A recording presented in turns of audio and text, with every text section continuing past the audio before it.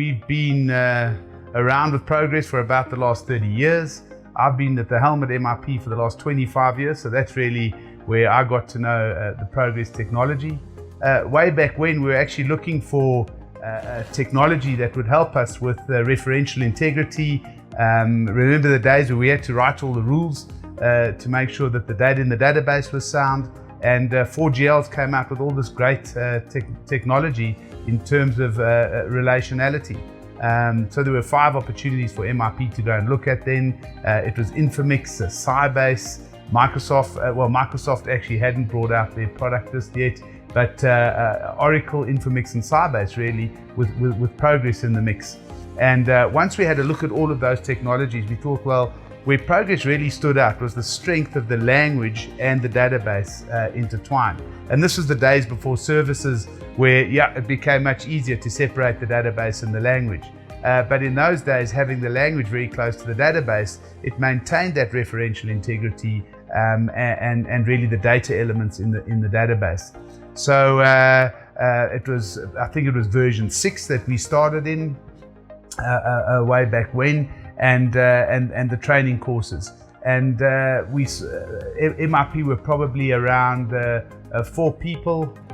So it was a good start in terms of developing systems for the financial services industry where we focused.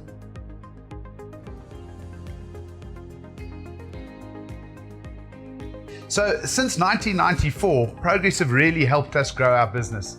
You'll not believe, but back then we were only 4 people. Today we're 450 people with a 75% complement of software engineers.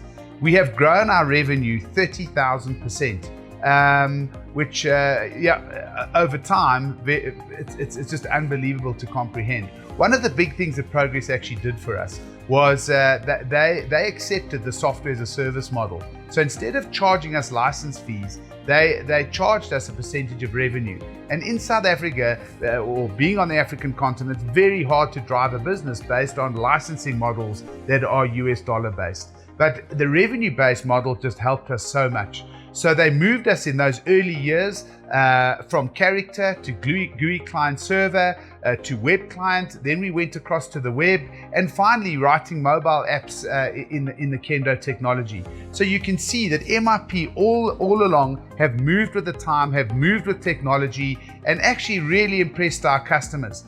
When we look back, all of our competitors who chose different technologies are no longer around.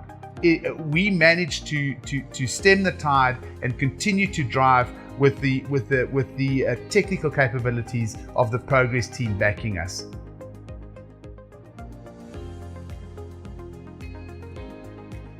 Some of the coolest things we've done in our technology using Progress is the technology actually enabled us to build what we call a digital stack. And the digital stack compromises workflow and case management or workforce management.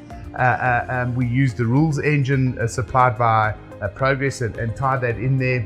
Enterprise content management, digital communication. We built a gamification engine that tied it all together. And then finally, omni-channel tracking of social media comms coming into the platform in the form of a timeline. And some of the base products of Progress really allowed us to build the product that to build the stack in such a way that we moved away even from our base admin systems in Progress. We've got customers who've come to us and said, hey, this is really cool. Can we plug this on top of their organizations? So it's important to say that it's not just Progress of 25 years ago, but it's actually Progress of tomorrow.